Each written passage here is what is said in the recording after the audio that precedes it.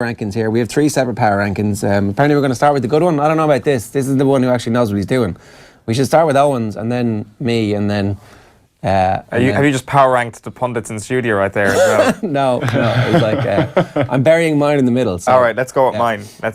Okay, so here are Owen's top 10. 10, Damien Comer. 9, Michael Murphy. 8, Paul Mannion. 7, James I don't know who. 6, Lea Keegan. 5, Kieran Kilkenny. 4, Conor McManus. 3, James McCarthy. 2, Paul Gainey. And 1, Brian Fenton. How many carry men do you have? 2. How many dubs? 1, 2, 3, 4. Only 4 dubs. Yeah. 4, 2. And what? 1 Donegal, 1 Galway, 1 Mayo, and I can't quite believe I've left Paddy McBrearty out, to be quite honest. Kind of a bit of an oversight there. Who would he be in instead of? Well, naturally, Damien Comer.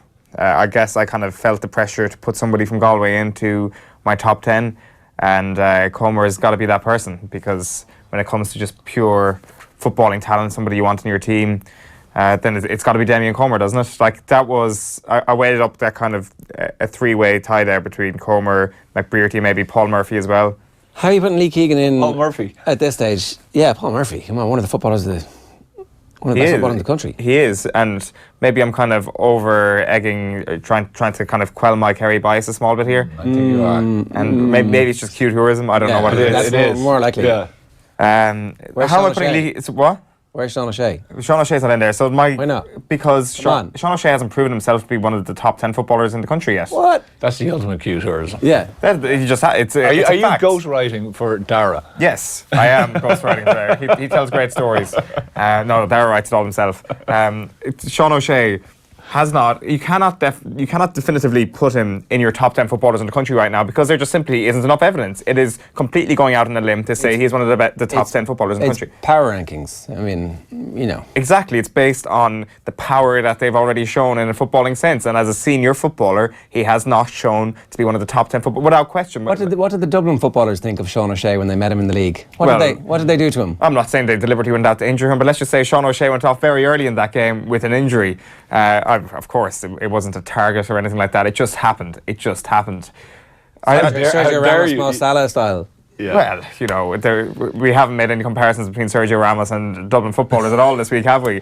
But let's just say that certain things happen in certain curious circumstances. And I fully believe that Sean O'Shea will become one of the undisputed top 10 footballers in the country. We can't say that for sure yet, because we're basing it on a league campaign, and we're basing it on an absolute trouncing of a Clare side who naively decided to play football against a Kerry team with sharpshooters everywhere. My honest belief is that he is the answer to Declan O'Sullivan.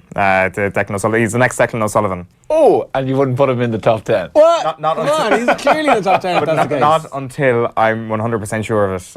Like, he's lingering in there. He's about 13, 14, 15. How sure are you of it?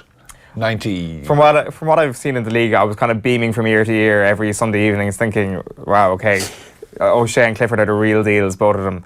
But like, that is the league. I mean, Kerry won the league last year, and you could say that the likes of Ronan Shanahan was their best player in the league last year, and he didn't play Minute in Championship. So there is elements of that where simply he's played one championship game, and that's all I'm judging these players on right now. And when it comes to championship form, he's not there. Whereas Lea Keegan, as a former player of the year who is now back fit, who hasn't, from what I've seen, lost too much of his ability as a number 1 footballer in the country, has to be in your top 10. He absolutely has to be.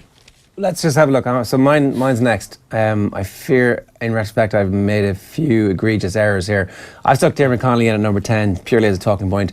Ryan McHugh, probably, in retrospect, should have been a bit higher up. Conor McManus at 8, Paul Gainey at 7. Sean O'Shea at 6, straight in at number 6. None of this bullshit. Jack McCaffrey's back fit. Cluxton's 4. McCarthy is 3. Michael Murphy's 2. Brian Fenton is 1. I am missing Kieran Kilkenny. That was a mistake. But you'll see that there's a heavy bias towards the Dubs in this. And, well, at this point, I'm willing to talk about Conor McManus after the Fermanagh game, just because that's like one of those games where you need McManus to kick 4 points and in the second half. It didn't happen. Like, that's what the power rankings are based around. Do you have the power to take the game at the scruff of the neck? He's still probably one of the best footballers in the country, right? Yes, but if you're going on Owen's rhetoric here, right? Okay, league basis, but that is a game where he has to, as you say, really stand up and pull it out of the fire for them. The start of the second half, there's that one chance that goes wide at the near post, and you're like, well, normally he scores those, especially when it's like the one bit of space that he's got, and it just seemed to suck the life out of. It didn't suck the life out of them to the point where they didn't again have a lead and cough it up in the last second. So he's maybe he's in my list, right? But yeah, like I mean, look, his ability, all of that, absolutely no doubt. But if we're trying to critique just one of 10 here. Yeah, there's a lot to critique in that list. It's very difficult. There is a lot to critique in that list. We're nitpicking. Stick the list back up there. The fact that Conor Mcmanus isn't your best Ulster footballer, and the fact that you deem Michael Murphy to be the second best footballer in the country, I think is an outrageous call. I think it's an outrageous call. Michael Murphy is like probably the most dominant footballer in the country over the last 5 years, but just didn't have the surrounding cast and had to do two jobs. Had to be a midfielder and a full forward. Had to come and win his own kickouts and then pressure the opponent's kickouts. I'm not saying he shouldn't be in your top 10. He's in at number 9 in my list. He's like a LeBron figure, basically. Yes. He's the greatest of all time. He's the GOAT. You're saying Michael Murphy is the greatest footballer of all time? Well, in the top 3. Could have of all time. Could be in that conversation if he had anything like a surrounding cast. But like, that is an outrageous shout, is all I'm saying. Like, that is absolutely incredible. Let's stick to the power rankings, right? Michael Murphy, top 3 footballer of all time. My comparison with LeBron is that he carries the team in a way that LeBron carries Cleveland. Yeah, like Brendan Murphy carried Carlo last year. So where was he if you were to do a power rankings last year? I'm not saying this year, obviously not. No. He's not carrying anything. Also, Donegal got a bit closer to some of the big teams in what about the fact that some of the Dublin players, I'd say, might be fairly upset that you have a Dublin player in there who actually isn't going to play for Connolly, Dublin? Yeah. I mean, I still think Connolly's probably the best footballer in the country. And so I'm really just doing this to remind everybody that he's going to be playing in Boston this year as opposed to playing in Croke Park. And something somewhere along the way got lost. And it's like, come on, let's try and fix this, especially next year when they're going for 5 in a row. Yeah, they probably will be going for 5 in a row, and that'll be kind of. Although I don't know, I suddenly have far more doubt about Dublin after watching the game at the weekend than I did ahead of that game. I think we do this every year. The last number of years, yeah, it's like let's lull ourselves into this. Let's talk down though. I actually don't think. Well, Joe came up with he said to me, a buddy of his was looking at the Dublin team and Dublin squad, and he was very worried about their forward depth, and I kind of laughed it off. But then I actually kind of looked at it and I was like, And I think Pascal came on, Mcmanus came on, Costello came on, and the game was done and dusted. But I was kind of alluding to the fact that when, say, Bernard Brogan came on, say, last year or the year before, whatever it was, they would usually come on and score 1-4. You know, he'd come in and he'd say, okay, I'm staking a claim for the next day. None of those 3 guys really did it. At the weekend? Yeah. Pascal kicked 2 points and then had a goal chance to it instead of passing it to the corner. They butchered a few chances, really. You know, it didn't say, like, no one kind of, I went, whoa, you know, that guy is really, grabbed this. Mcmanus did a bit, but not like, I mean, literally when Longford guys were now out on their feet, they were there for the taking. Yeah. Not saying like 19 points, of course, but you could have gone in and rattled yourself up a nice 1-3, 1-4, 1-5 pretty quickly. And it just didn't happen for anyone. Part of me thinks that the game developed into this weird Dublin chasing goals in the second half instead of just kicking points. And at least when Pascal came on, he kicked a point, and then somebody else started kicking points. You're like, just keep doing that, and then eventually you will score the 5-22. But they got trapped into honeypotting in towards the goals, and they became like a weird 7-a-side backs and forwards practice. You remember the old days? Like, I remember, like, I mean, when you were thinking back, say, a couple of years ago, you were kind of fearing the fact of, okay, you'd see off, say, someone like, say, I don't know, let's say you saw off Bernard Brogan or you saw off whoever it was, and then they brought on someone who was either equally as good or better, and you were kind of like, uh-oh, or who was a different proposition. There, Mcmanus, O'Gara, Costello, okay, Pascal is a different proposition, but the three of those are kind of been there, done that for now the last number of years. And you're kind of saying, if you're a back and you've already seen off, say, Paddy Andrews. Or Mannion. Yeah, and you're kind of going, I'm happy enough now with these. Yeah, it's a good point, actually. It's not, there's no parity, as we've seen before, between, like, really, like, we could power rank the Dublin forwards right now, and Jim Gavin would probably sit down and say, yeah, they're probably right with my starting 6 forwards there, or with, at least with 7 or 8. Whereas, as you say, once you get down to forward number 9, then you start to think, right, that's kind of a drop off there. Here's the thing. They had Diarmuid Connolly to bring off the bench in the All-Ireland final last year. Yeah. They will not have Diarmuid Connolly to bring off the Fair bench point. this year. And even if Brogan gets back, he's coming back from a cruciate. It's impossible to come back from a cruciate straight away and be at your best. Like in any sport in the world. Well, once you add Connolly and Brogan into the mix, well then 2 drop out, which could be Paddy Andrews and say, or Paul Mannion, and suddenly your bench is sensational. Yes, and your injuries are going to hit them harder this year if they happen to get any injuries. Previously, it's like, well, fair enough, they could afford to lose 2 or 3 forwards if they had to. But one thing I always thought, I still think Dublin are going to win the All-Ireland, but I thought 2 or 3 weeks ago that it was going to be almost by default that Kerry wouldn't be up to it, that Mayo wouldn't be up to it, that it's a bit too soon for Donegal as well, and Tyrone are going to fade. Whereas you look at some of the scores that Kerry and Mayo have put up over the last 2 weeks, you look how Donegal are going, and you're like, right, okay, there's going to be no default in this year's championship. This is why, if Donegal win Ulster, the fact that the Donegal game isn't going to be in Donegal or in Clones or somewhere else is just a bit annoying. It would be brilliant to see Dublin in a massive championship game against a really good team out of Croker. That would be brilliant. It probably will happen. Well, yeah, would be. But it could be against Kildare or like that could, and that'll end up being in Tullamore or somewhere stupid. Yeah, or whoever the bigger of Not the that two Tullamore teams. is stupid, but that it's a stupid place to have a Kildare Dublin game. It is like Not that Kildare are going to make it anyway. Moisey's town. Let's get to them. Yeah, we got sidetracked there by having too many dubs. Oh, I like my font. That's the first thing I'll say about this. Sean O'Shea straight in at number 10. Owen Bon Gallagher at 9. This is for our audio listeners. Stephen Cluxton at 8. Paddy McBrearty at 7. Kevin Mclaughlin at 6. First time Kevin Mclaughlin makes the list. Paul Ganey at 5. Comer at 4. Ryan McHugh at 3. That's the highest entry for Ryan McHugh. Actually, I agree with it. James McCarthy is at 2 and Brian Fenton's at 1. So, talk us through this one. Oh, okay. Well, I think I'll start with 10.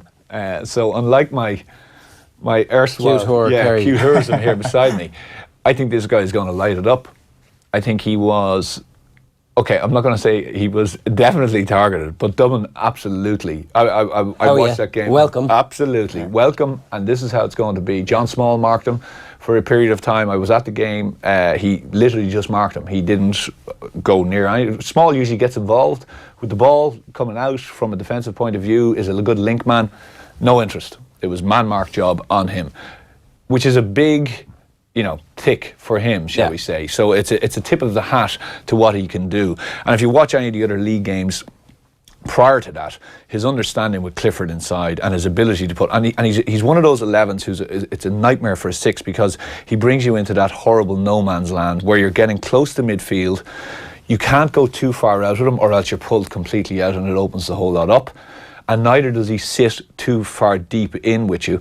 So he's making you kind of go, oh, do I go with him? Do I stay? Yeah. What do I do? And if you stay, he puts balls, or he just turns and runs right at you and then slips hand passes. So I think he has everything. He's a bit of size, he's got pace, he's got a brilliant eye.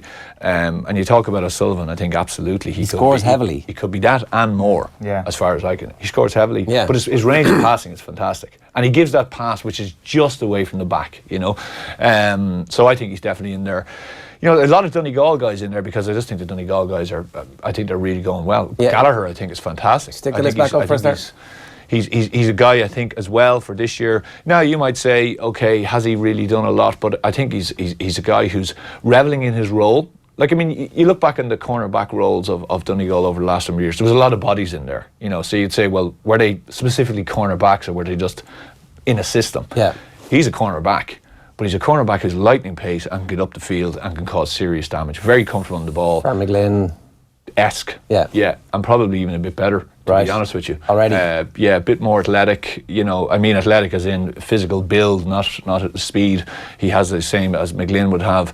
Cluxton, I think, has to stay in there because just his ability as a, you know, as that pivotal role in the Dublin team. Be interesting to see if how much time he misses, what the story with that is, and if that does lead to just a little bit of doubt. I mean, because there have been periods in the last couple of seasons where he's had a 10-minute wobble and Dublin have conceded 2 goals. And you're like, well, this guy's very important. Yeah. Even the doubt comes in is the fact of that if he does go or if he's injured, if Comerford does one thing wrong, people are just going to be jumping on it.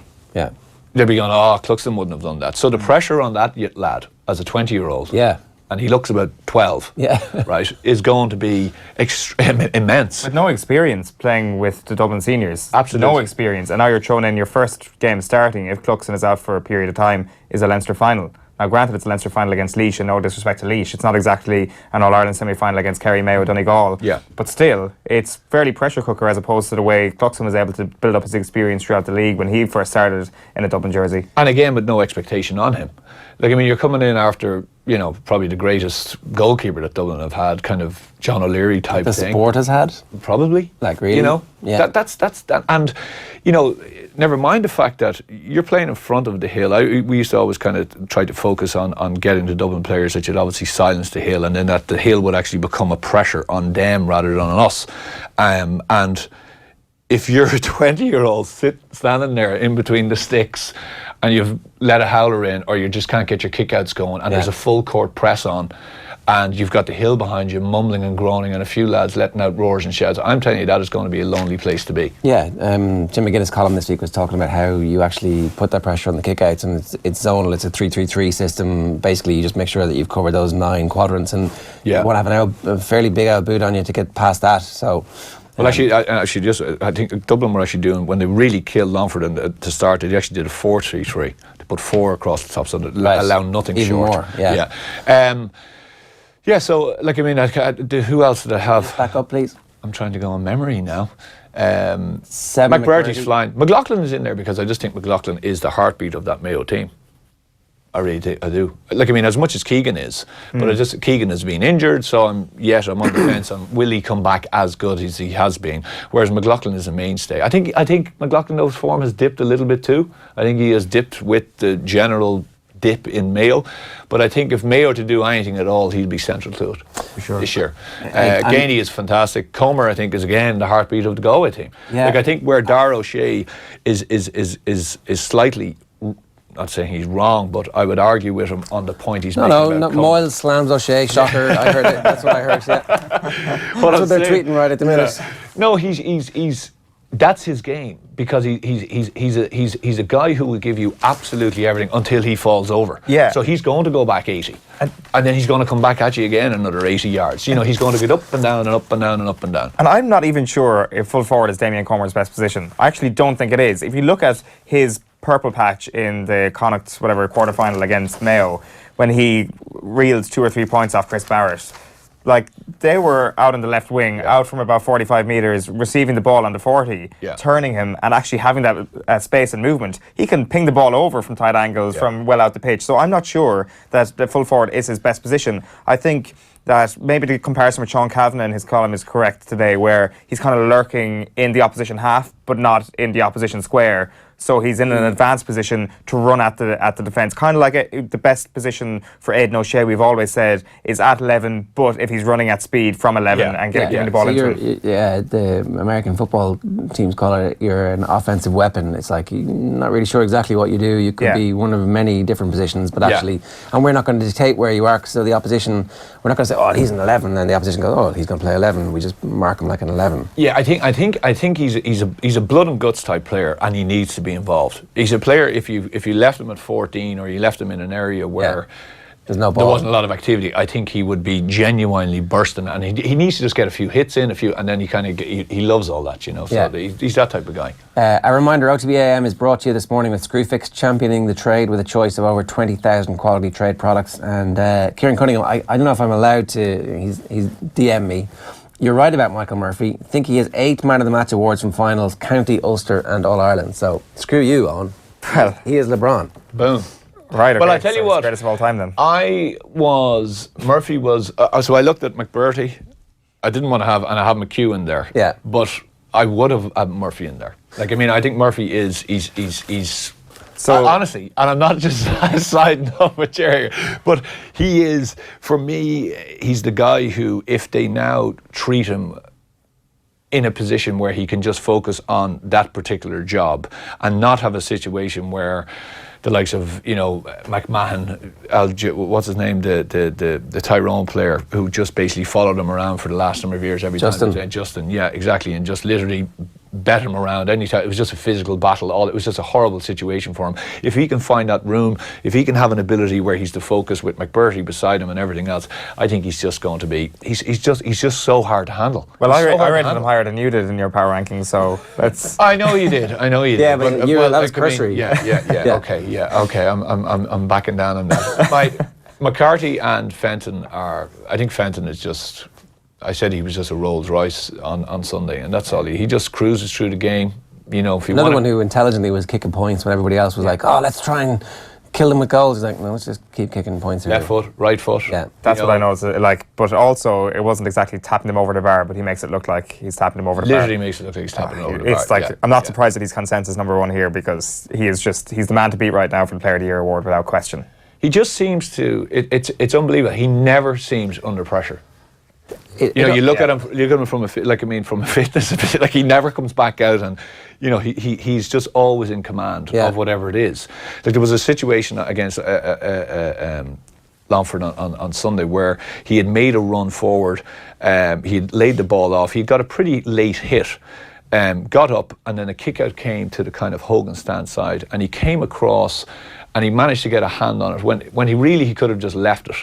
But he was there tackling, and then he went to another man, and then he just kind of cruised back into midfield. I just focused on him all the way down, and he never stopped all the way. He felt like, I mean, the ball was going past him, but he never ever stopped. Like, I mean, this was probably about 60 odd minutes. Yeah. You're saying this guy is just, he's a phenomenal player. Yeah, the counter argument to teams getting closer to the Dubs this year is that he's better and that Michael Darmacauli's back to the level that he was at when he was Footballer of the Year, and Macaulay was very good. Really good. Very good. Aggressive, and goals, a lot of goals will come off him.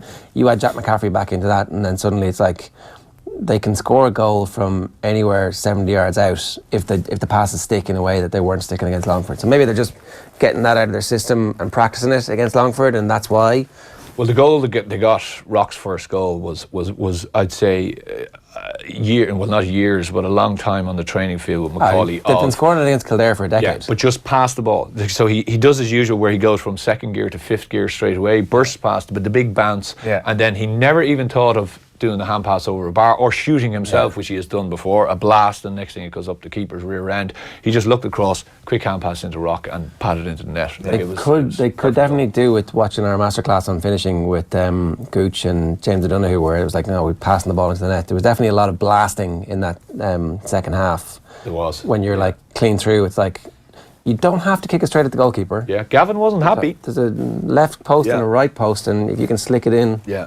Like even Paul Mannion's goal, they were saying on TV that it was an amazing finish, but the keeper got a hand to it. It looked like an amazing finish because it went into the top corner. But the only reason it went into the top corner was because the Longford keeper got a hand to the ball. So there is an element about that with their finishing. But I would advise them not to watch that masterclass. They've got it all sewn up with Sam Maguire going back to Dublin again this year. Exactly. Okay, so a couple of quick tweets. Kieran Cunningham did actually tweet his top three. Brian Fenton, Ryan McHugh and Kieran Kilkenny are his top three. Kilkenny didn't make a list for us, did he? He made mine. Did he? Yeah, like I mean, he's very close to being in there. But the only reason I think he is I've watched him now recently, and players have now all of a sudden said, okay, we need to shut him down. And Longford shut him down on Sunday. You know, they did. They got around him. They made sure that he didn't really, to all the certain points that you can shut down a team who are in the ascendancy. But I think teams have now realised, okay, he's a most definite link guy, and we can't just allow him be free and do this 70-something hand passes that he does in the game. We have to just get close to him and annoy him and make sure that he is now, if they have him as the new Connolly, who's going to link everything up and pass and come in, we just need to make sure we take him out of it. And I think teams are focusing much more on him now, whereas before they might have been saying, well, we focus on Connolly and we let Kilkenny drift back and let him get the ball. He won't do that much damage. But now they've realised, actually, hold on a second. There was a nice bit of an arc between himself and Conor O'Callaghan at one point where O'Callaghan got through and kicked a point and he was inside and didn't get the pass. And then later he got through and O'Callaghan was inside. O'Callaghan didn't get the pass. It was tapping a point over and it was like, it's like just so we'll see how many goals they make for each other as the season goes on. Probably Ryan McHugh is into it. Like, I just think he's an outside bet for Footballer of the Year because there's going to be enough games for any team who makes the Super 8s to play, and you think about him scoring late goals arriving late in the league. He's doing it already in the Championship. He's got unbelievable engine, and the Player of the Year is actually voted for by the players, and so they might be more inclined to go, oh, look at that guy, I didn't really think he could be, but if he can win it, maybe I can too. Yeah, it's true. It's a good shout, and it will be the third year in a row that they just vote against the Dubs. Maybe the player cohort is kind of. Well, I guess Dublin will be more. They'd be sympathised more with Dubs if they didn't win the All Ireland. Let's put it that way. Frank Craig on the top 10 footballers, Paddy McBrearty, Michael Murphy the midfielder, and Michael Murphy the full forward, which is a good line, which I may have stolen a little bit earlier, Frank, so thanks for that. Oisin O'Flaherty says, Paddy McBrearty, Michael Murphy, Frank McLean, not biased at all. Good man, Oisin. I suspect that you're from Donegal. Can Fenton be nominated for all three? Fenton on attack, Fenton in defence, and Fenton as supplier of the ball, says Isla Cody. Yeah, he's been pretty good. I see he hasn't been listed there as an actual point scorer. Yeah. He's added to his game. Yeah. Gareth Porter says, on form, McBrearty, Fenton, Kilkenny are the best three in the current squads. Keegan, O'Sullivan and Gainey. Which O'Sullivan? Best three in current squads. Keegan, O'Sullivan and Gainey. Presumably Keane. Keane O'Sullivan, maybe. Yeah. All right. Sean? Brian Evans says, James O'Donoghue's hardly kicked a ball since 2014. Gainey ahead of McCarthy. I don't know who had Gainey ahead of McCarthy. Did you guys? I did, yeah. Gainey was my number 2. I think if James O'Donoghue's fit, he's going to be straight on this list. Yeah, absolutely. Does he look like he's going to get back? I think if it's going to happen, it's going to be this year. It's very, very hard to call with James O'Donoghue. You never know what's going on with his fitness at any point. He's had so many injuries in such a variety of places that it's like one hit in any of those areas and it could be a season-ending thing once again. What age is he now? James O'Donoghue is 26, I want to say. Wow. Yeah, I think there's still plenty of time for him to be, Owen Hutchison says, on Michael Murphy being a LeBron-like figure, take that back, there's nobody like LeBron. I'm telling you, he's the Donegal LeBron. All right, good stuff. Who Galway going to win this weekend? Is it routine enough for them? I don't think it's routine. The whole long grass and all that stuff, it's definitely not routine. But if they've serious aspirations, which they obviously have, this is one. The other one, with the emotion of the Mayo game and all that stuff. But this is a big one for them. This is a big one for them. It's funny, like it's in Hyde Park. Yeah, there's a big deal made of that, and it's going to be there. Yeah, it's unbelievable. I remember speaking to Carl Mannion, played Roscommon. Like Roscommon, if they get a team in the Hyde, I think they can beat anyone. Yeah, like they have absolute. It's literally like, oh, listen, it's in the Hyde. Don't worry about it. We'll take them. Yeah. If you remember back in the day, like when they used to pull, I think they pulled Tyrone out of the qualifiers like 3 or 4 years in a row, something rich, when Tyrone were flying. And Tyrone nearly got turned over a couple of times in the Hyde. In the middle of their run for All Ireland. Oh, yeah. Yeah. That like only won by a point or two. That type of really, really, tight games. Yeah. I think and Roscommon, say, weren't the team, you know what I mean? Yeah. They weren't on a par with this team. Should be a great game, but I'd expect Galway to win it. All right, Anthony, good stuff. Best of luck with England in the World Cup.